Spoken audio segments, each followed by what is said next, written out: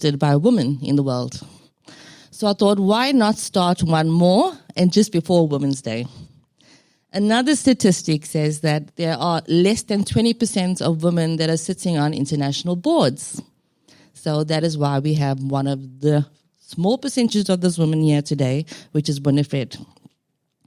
Not only is Winifred sitting on international boards, but she has a home in Halden because she's been the global sales manager for Nexans. That is negotiating multi-million-dollar deals internationally. And at the end of the day, that money finds its way back to Halden and back to some of the people in our town. So I think that she's the right person to have today. The reason why we...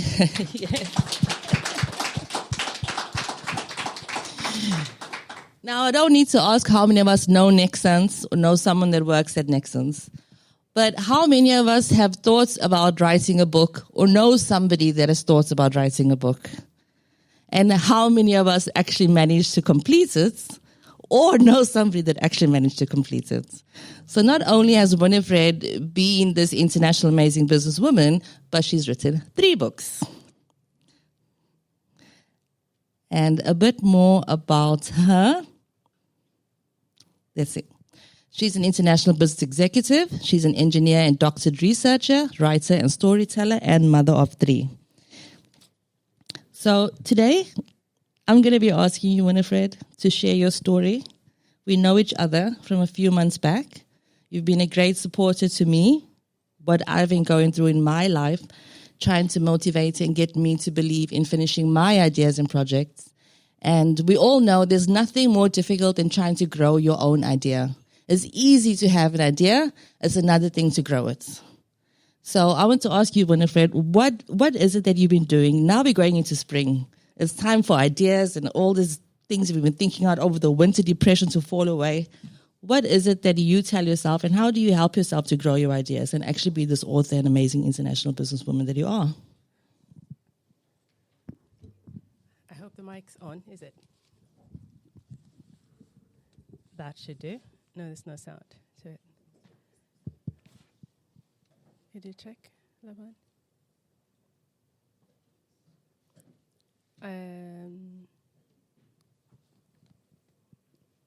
Is it? I could just grab Let's you. do that. Yeah. Okay. I'm not sure. There we go. Well, I'm really, really honored to be here today, to be the first in this amazing series. And Laverne, you're a wonderful person, full of ideas and growth and an inspiration to very many. So thank you for having me here. And it's good to be back in Halden. I was working for Nexans for 8 years and a great many contracts. And my heart was here, maybe not with the French shareholders, but Gutta på gulvet, that's where my heart always is. Spring's here. As Laverne said, I've written a few books. And it was bloody time I got done with that. I've been writing since I was 12, 13 years old. I've always been a storyteller, but I've also always been very afraid to expose my ideas and myself. Because it's a personal brand in a way. It's a personal thing. It's a seed from within. So what I would write, I would send only to a few circle of friends. So for years, before there were bloggers, before people wrote, I wrote weekly epistles and stories from my life, which I shared only with friends. And later, I started writing a list on Facebook, which was also very private. And because I did not want to reveal who I was, I wrote under a pseudonym. So I have been writing for many years. Now, spring is coming, time for creation. I think the theme here is understanding and accepting that time is finite and that we are mortal. So the key and leverage for me to actually start publishing was coming to terms with that fact very heads-on with the COVID. I got ill for a very long time.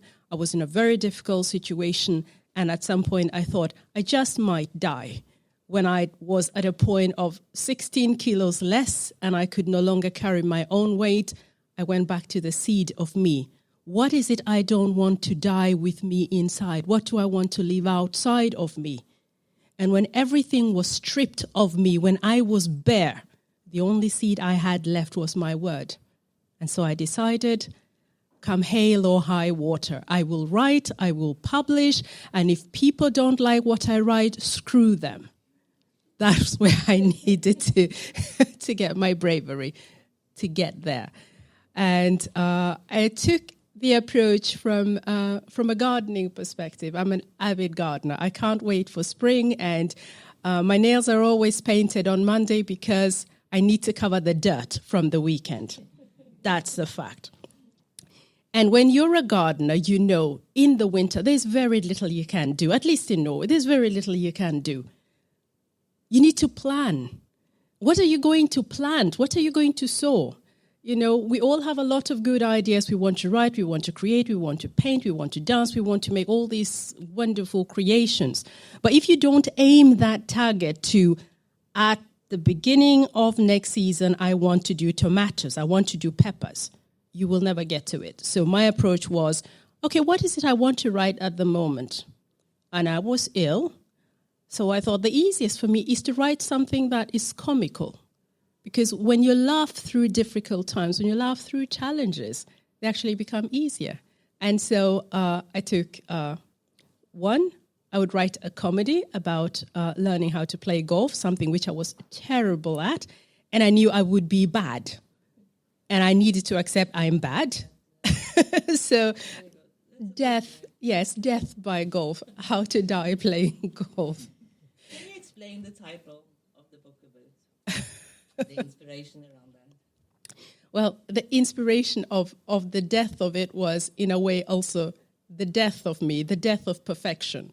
Many of us do not get our ideas out. We do not grow. We do not dare to take the next step because we are afraid. And fear is like death. It holds you in a cage. The fear to move, the fear to grow. And it's like a snake, really. Well, I'm from Africa. I'm afraid of snakes. But one impressive thing about snakes, or something we can learn from them, is for a snake to grow, it has to break out of that skin. And that's a painful process. All change is painful. All growth is painful. And so, to me, I had to kill my idea of perfection. This is not going to be a perfect book, but I'm going to write it. And then I'm going to perfection on my next book, and I will keep growing. It's about taking that journey, that first step. So if you're considering being a painter and you cannot start painting because you have to do your masterpiece first, you're not going to get there. So that was my idea of it, to just get out there and do the golf book as my start. And then, of course, with that as my experiment, I'm an engineer. As Laverne said, I need to do, or maybe some of you are in Nexus, you have to do the factory approval test, so the prefabrication test, the factory approval test, the extended test. So Death by Golf was my factory approval test, in a way, to learn the system as well. How does it work to be a publisher? What do I need to do? Who do I need in my range? What resources do I need? Where do I get the time? So it was my practice round. And then the next round was, of course, to start looking at doing a more serious book once I had gotten through the first experiment. And that was taking action to write Diversity Capitalism, which I have not written alone. I've written with a friend, Olav Haraldseid. And the importance of doing something with someone is, in Africa we say, at least in my part of Africa, one hand does not open the granary. There's just so much we can do alone.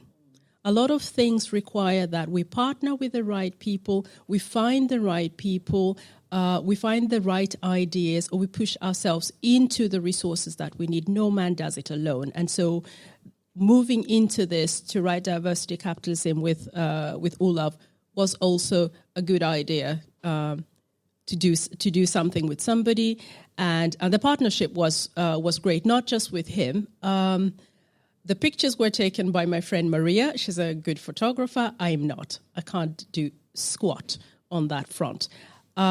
We had our editor in the UK. She had the illustrator, a French lady somewhere in rural UK. We had text and layout in Pakistan, and we had front cover design in India. And so working through different time zones, it was a lot of challenges, because sometimes you want to just change something really quickly.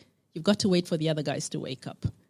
And that patience, So it teaches you as well so when you surround yourself with other people, they also bring out, not only do they bring out their own capabilities, but they also shape you in, when the editor read the book, the first copy of the book, or the first edition anyway, the draft, she came back with comments, and which went back to my fear. I had written a book that was clinically void of me. I had written an academic book with all the Oxford referencing, and pretty good. It really was good, academically. But her challenge was, back to me was, where are you in your story? You are still hiding. You are not owning up to what you've done, the challenges you've met. If you write diversity capitalism, okay, let's face the fact. I am a woman. I'm black. I'm in a very male industry. I'm an engineer. I was 2 out of 82 in my class in Milan. I am a minority, and I'm diversity. Well, and I also have very bad hair, which puts me in a category of rare breeds. So I needed to bring me into that, to bring that courage. Yeah. Thank you. What you mentioned about diversity, and looping it back to what you mentioned before, gardening. We've all noticed when you drive through Bairik and you see the big fields and there's one type of plant growing there, what happens to that field over the years? It gets depleted of nutrients, and it needs extra fertilizer. It needs all the stuff just to grow. But when you go into the forest and you go into the other fields and you have a diversity of plants and all living together and supporting each other in the ecosystem, then suddenly you have a self-sustaining ecosystem and a self-sustaining, world. And this is what I thought about when I saw your book, Diversity Capitalism. You were basically saying that you need this diversity, but not just because it's the right thing to do, but because it's bountiful and it's profitable, and you're going to get the most out of the least. So I was at the launch of your book. Thank you. She's really underplaying. The launch was at the Circle K head office with lots of big wigs and CEOs and famous people. So it was an absolute treat to be there and meet the people and to see how everybody really loves you. You're so smart and genuine and real, and you're not afraid to share the stories.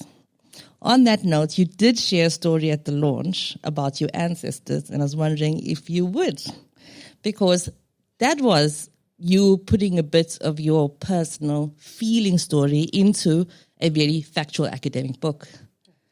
And I think that that's the type of story that definitely no one's seen on Netflix.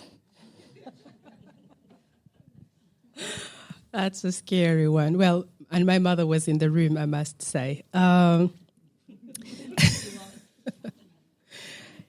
me, the issue of diversity really is about embracing the differences, not just tolerating the differences. And I looked at diversity from my own life, from my own roots, in my history. A lot of you may not know the history of Africa, and most of you may know about the slave trade that was happening in West Africa towards America. Well, on the East African side, I'm from Uganda, we had our own slave trade with, our raided people being shipped off from Zanzibar and Port Said to the east. And that was a rampant problem. Now, I happen to have a great-great-great-great-grandfather who was, unfortunately, I think he suffered polio as a child, and was lame in one leg, very small in his build. He wasn't the man to survive, if you say survival of the fittest. but he was a smart man who he learned a lot of trades while in the home, should I say. Now, what I understand from my grandmothers is that when he was 16, the girl that he loved was taken by the slave traders. And despite him being lame and little and not hunkily built, she loved him. And that moved him. It became his life's purpose to bring her back and to stop the Arab slave traders. And one would think, if the traders who are coming with muskets are taking all the able-bodied men, what is a crippled little man going to do? You see, a lot of times we look at people in life, or rullestolen, or this is this and that. We look at their physical abilities and already put them in a box that they are not capable. Now, what we know from this man is that he actually knew the arts of poisons. And because he was so small, he could hide in all kinds of places. And so he started his hunt for the Arabs.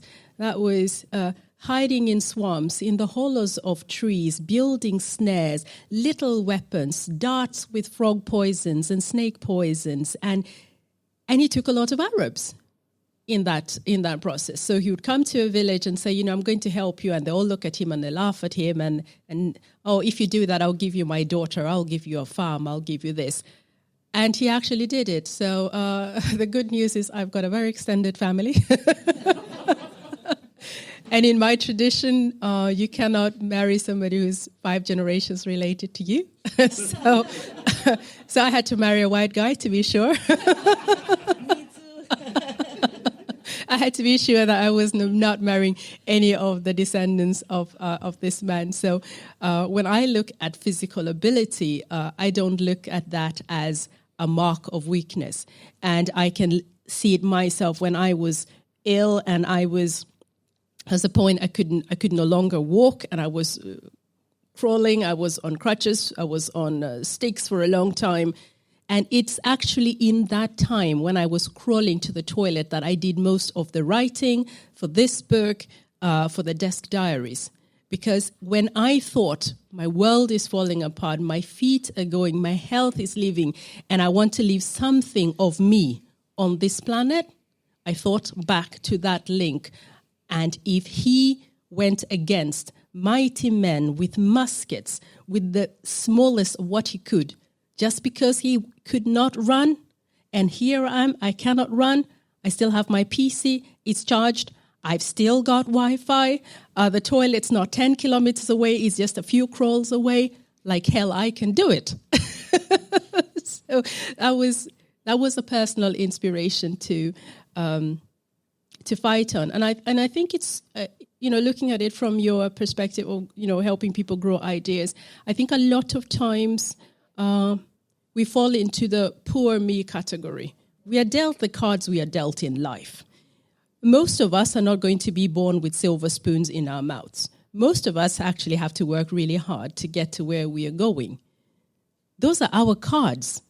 Deal with it, accept it, embrace it, and work with what you've got to that point in time. And basically, that's what I've tried to do. And a lot of times, I heard people, people tell me, "Oh, you're so lucky you've done this. Oh, you're so lucky you're here. Oh, you're so lucky you've got this qualification." And a lot of times, it really pisses me off because luck doesn't just jump out of the bush. Luck is diligent work. And if luck comes and finds you unprepared, you don't get anything. So my motto really is, I'm going to be prepared. I'm preparing my seedlings. I'm going to put them in the wind. I'm going to give them the best possible conditions. So when luck comes, let luck find me prepared. Then you can tell me I'm lucky. But I'm not going to sit on my ass and wait for luck to come and prepare me and push me to get me lucky, because I know it doesn't work. That's so true. Another thing, when you're gardening and you see a flower suddenly grow out of the soil and it looks all amazing and beautiful, it looks very individual and isolated. It looks like, oh, it did this all on its own. or by luck, like you say. But if you look deeper, there's the roots that are connected to the other roots of the other plants next to it and everything else. It's this huge interconnectivity and this energy which we all feed off, but it's not really visible in the everyday life.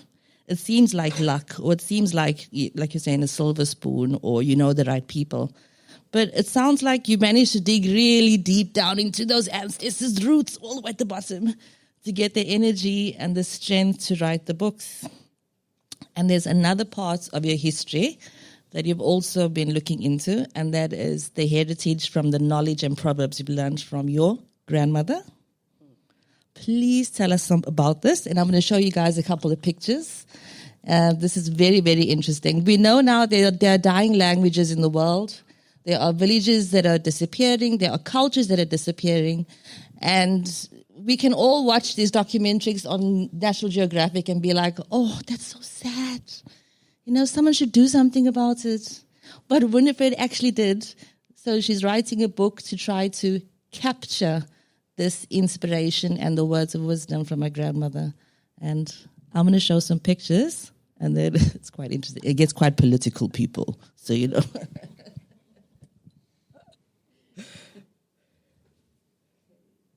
Okay, well, I'm doing this work with Laverne. The idea was actually people who've worked with me. Maybe it's even seeped into the Halden community. Nobody gets away working with me and not listening to or hearing a proverb or some way to describe something. And it's so into my heritage that that I cannot kind of let it go, because sometimes these expressions explain much more than a whole tirade of words. And as you said, my traditional, my language, and most indigenous languages and history has actually gone from word of mouth.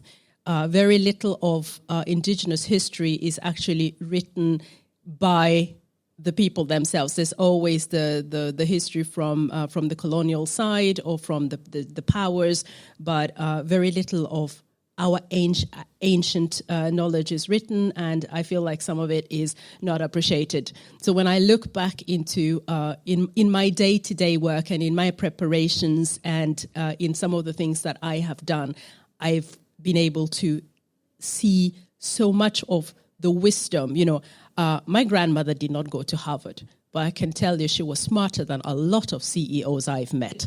She had more wit than a lot of people carrying PhDs, because some of the wisdom from life, some of the common sense is not that common anymore anyway, but some of the common sense that she carried was just remarkable, and I still use it today. You know, I have an MBA. I think what I learned, the key thing I learned from my MBA was eat with people.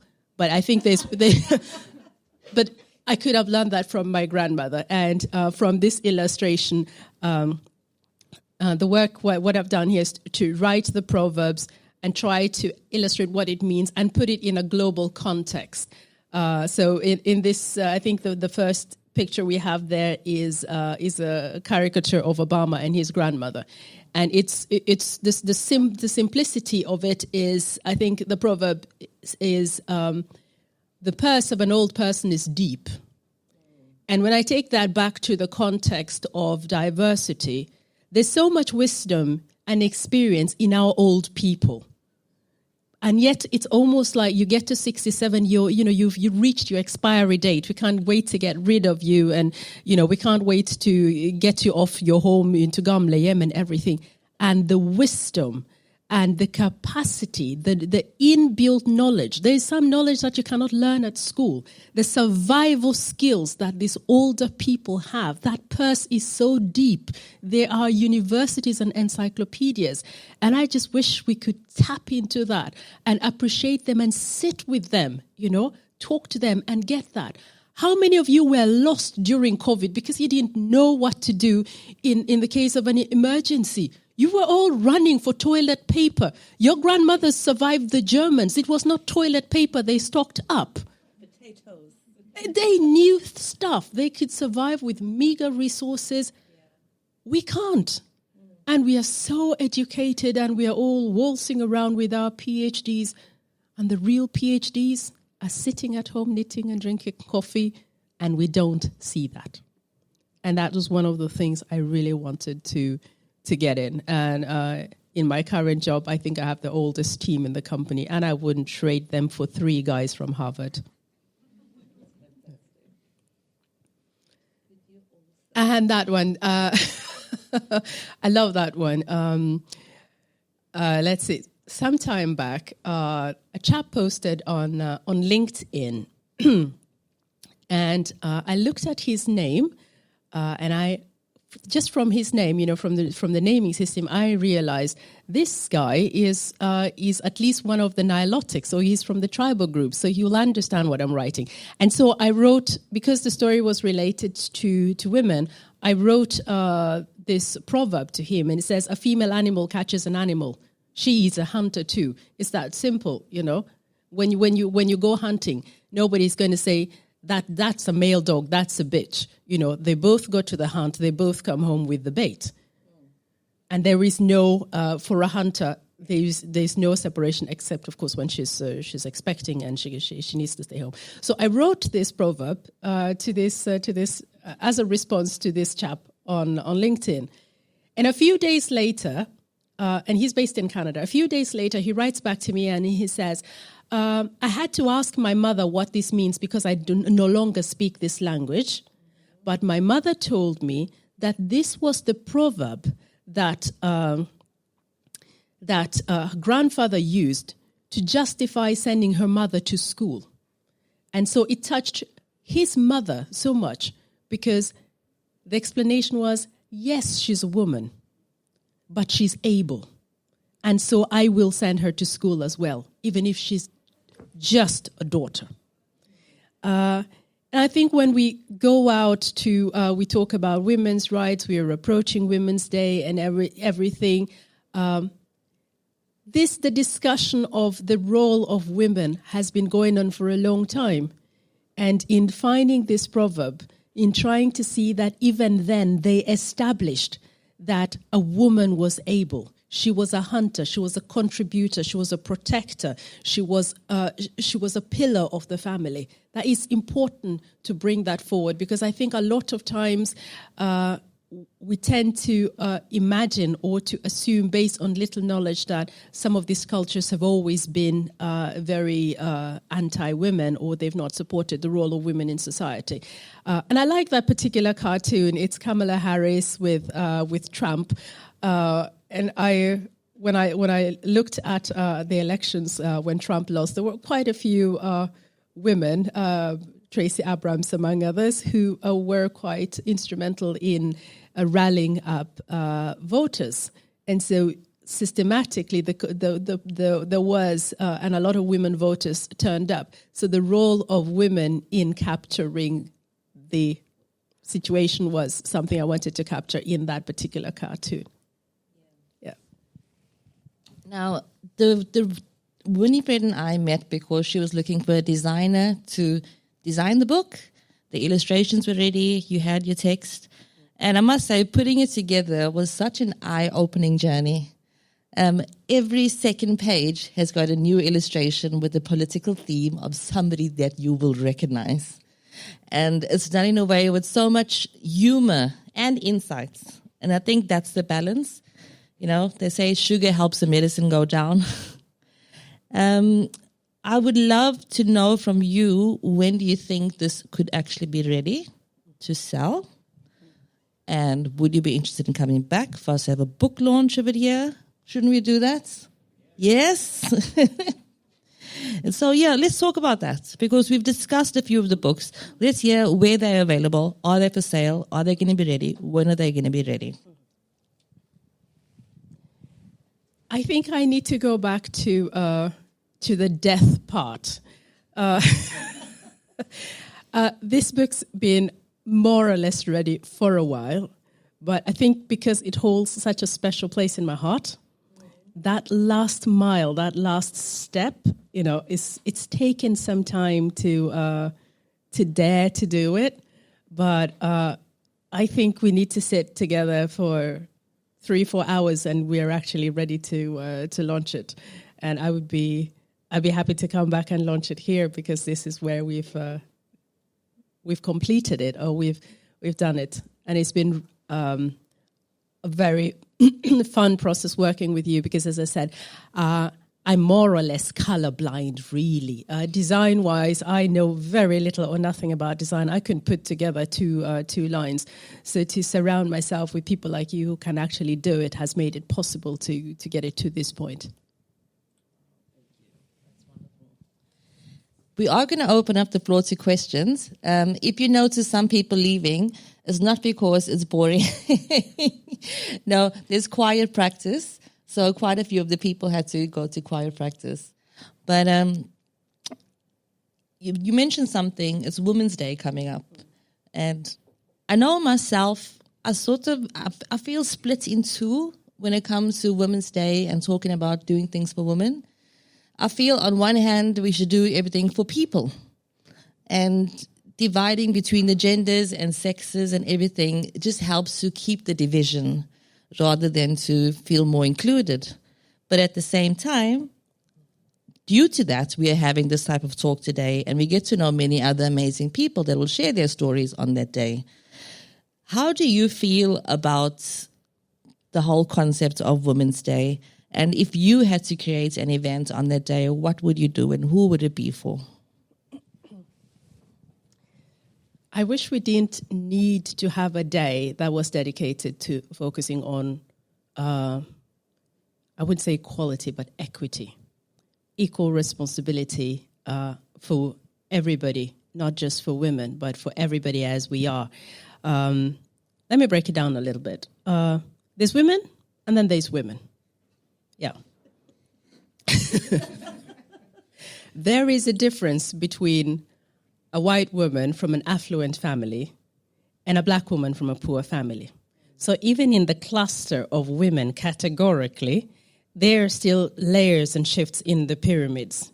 And there are still many of our sisters who are, I would say, at the cesspool of humanity, where we have decided you're black, you're poor, you're uneducated, you've got poor health, you have a disability, then you're definitely not having the conditions that that you're even able to get out of, even if you wanted to pick yourself up. So we still need to address many of these issues. 3 years ago, I was speaking at an event for Self-Help Africa on women in leadership, and listening to the narratives of particularly black women, rural women, agricultural women, and also because I'm on the board of governors of Partner Africa, which works with the rights of African workers in the supply chain. So these issues are close to my heart. And listening to the narratives and reading the reports, looking at the stories, it was almost like there was a domestication of the poor woman in the narratives and in. What do you mean? Well, let me mean like a domestication. The dog was once wild, and we tamed it. We got it to where we wanted it to be, and that's the domestication process. You are only a woman. The word only is a domestication. You have to accept that because I'm a woman, I'm only here. Or you are only a black woman. You cannot beat a man, or you cannot be good enough, or your education in rural communities will send the boys to school because you're just a woman, or you should, you're an unmarried woman, or you are a barren woman, or it's all the stigmas that we put to bring women down, because now it's like onions. We delayer you, we peel you off. Because you're unmarried, you're not worth much. Because you can't have children, oh Lord help you. Because you're poor, oh gosh, So, and sitting through that, listening to these narratives, I realized if you drum them in long enough, we start to believe that narrative. We all start to feel, I'm not good enough, or I'm not worthy. I can't be that great. I can't fix this, And that's where fear comes from. Like my fear as well. Am I good enough to actually publish this book? Why isn't it out? Because that domestication is also in me. I'm not good enough. I question myself several times. I can go into a situation and, oh my God, the CEO, oh, he's this. And you're so afraid. And then you sit there with them and you think, Lord have mercy. Was that it? There was no content to this person. But he's got the confidence of a man. He's not sitting with, you're only a man. He's never been domesticated. And he's not really been domesticated. So he's still in wolf mode. And you feel that. Yes. You feel he's the wolf, and you're coming, like not even the chihuahua, because, the chihuahua's got... So that was what prompted me to actually write my first desk diary. I collected these statements, these narratives that we tell ourselves. I think there was a page that you had there. Yeah. You're not good enough. You're not patient enough, or you get too angry. You're emotional. You're this and that. And for every one of those statements that I got from that seminar, I wrote an antidote to it. So I think the first week was, only I can decide how far I want to go. Only I can say when I'm done. Trying to remind myself that I'm actually responsible for me. And it's up to me to create the barrier which I want to get to and get over it or get past it or break that ceiling. And I cannot let everybody else's word put me down to determine that. I have to have that accountability and that ownership and do it. And I think when we are going towards Women's Day, it's still a great thing to pause and accept where we have come, where we are. We are very blessed. But the majority of women in the world, at least if you look at demographically, they are still far behind us, and we need that sense of loyalty and togetherness to see how we can pull each other up and stand up for each other. Because it's not just because I'm in a privileged position does not mean I should turn my back to the plight of, let's say, my rural African sister. As you say, when we go back to the roots, we are still part and parcel of each other, and our roots touch each other. Her growth is my growth. How I'm seen is how she is seen. Nobody, when I'm lying in the morgue the day the Lord calls me home, all naked and ready for prepping, nobody's going to say, oh, that's a smart one. What is that's a black one. And yes, and so stripped bare, we're still the same, and we still owe each other that loyalty and camaraderie to promote each other, to lift each other, to teach each other, to share our resources with each other. So many good points. I think you got me to think about something. Maybe you'd have noticed a lot of the Women's Day events, you usually see women of sorts of the same class and caliber attending them. You know what I mean? They're sort of from the same cross-section.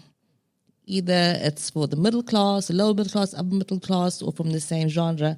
There's actually very seldom I see women that need it the most. Do you know what I mean? That are the most excluded from the society or struggling the most, that are present at these events. And this is a question I can put out to everybody either here today or people that are watching the video later. How can we create these events on Women's Day to gather a greater cross-section of women?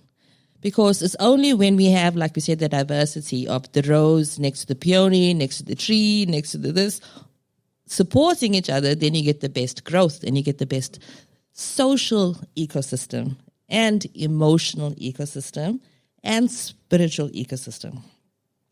So, again, I want to ask you, you've been featured in our magazine.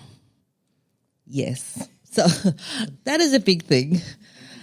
That way, I feel like you really reached out and you managed to get to meet the person across the cross-section, because it's so widely distributed that even if somebody coming in here could pick up that magazine and they would find your interview article in there. What was the response to that interview, and who do you feel you managed to reach out and touch or impact? Did you get any feedback from any women? Well, what can I say? I was terrified to be featured. I think I almost didn't go out that day. I think there's that introvert side of me. It was a good story to have. I got a lot of feedback. Actually, I was almost too afraid to have that story out. I tried to pull it back. Again, fear. One of the most powerful reactions that I got was actually not from a woman, but from a gentleman who called me, and he was crying on the phone. He was so touched, he was crying on the phone, and he said, "I could not help it. I had to call you. There is one of us who is featured. I can see you on the front." And I open, and there are 5 pages. And it's not about war. It's not about crime. It's not about disaster. It's not about poverty. It's not about a disease outbreak. It's just a good story of somebody who has done something great. And that means so much.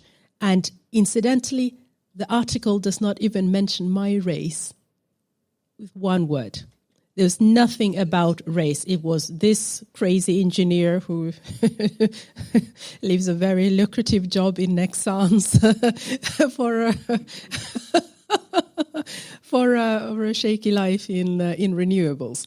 That was, and then later on, feedback started coming in. A lot of across the board, really, from a farmer in the middle of the other side, somebody in the north of Norway, from students, from academics, from housewives, it was just, and I think the key theme in the feedback was representation. We needed to be seen not for all the wrong reasons. And that gave people hope. I think there was a student who got in touch and explained that it was a she. Actually, she was going through some challenges in her studies and in her life, and she just said, "You know what? I've got this shit. I've got it. I just needed to read that somebody could do it, and I've got it." And for me, that was enough.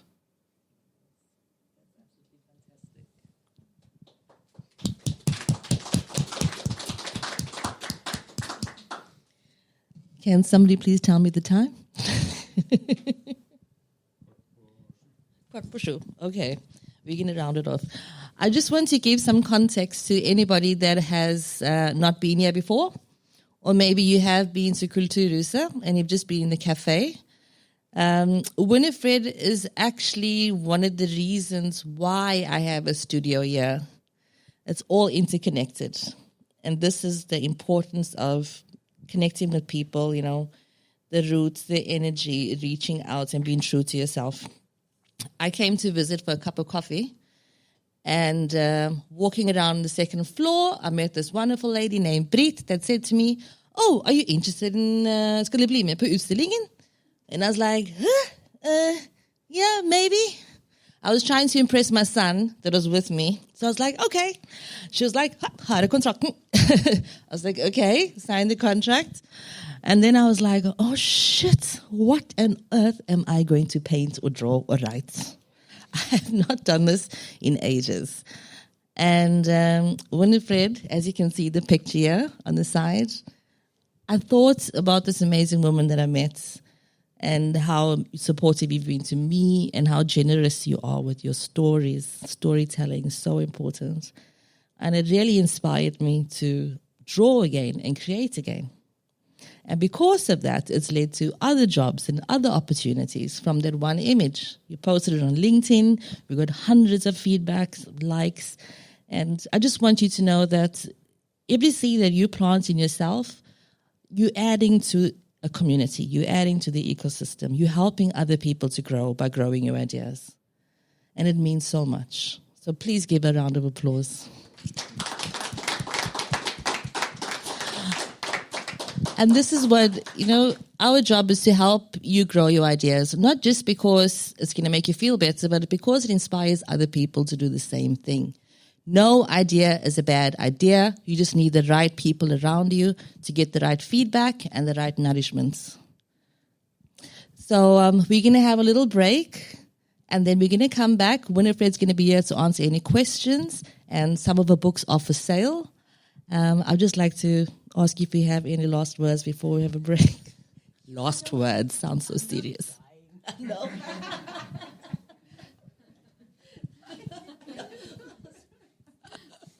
Famous last words. Well, do I have any famous last words? No, actually, thank you so much for having me here. I was just at home having, I don't know what I was doing when I got a text message of that picture of me on that wall. And I was completely gobsmacked. I'm a small person, and to suddenly find a work of art that depicts me hanging on the wall with such greatness was just absolutely awesome. And I really honored to at least have one of those pictures on my wall. Famous last words, I'll be back.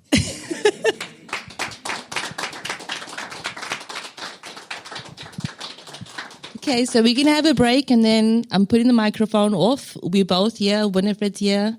Feel free to talk to any of us.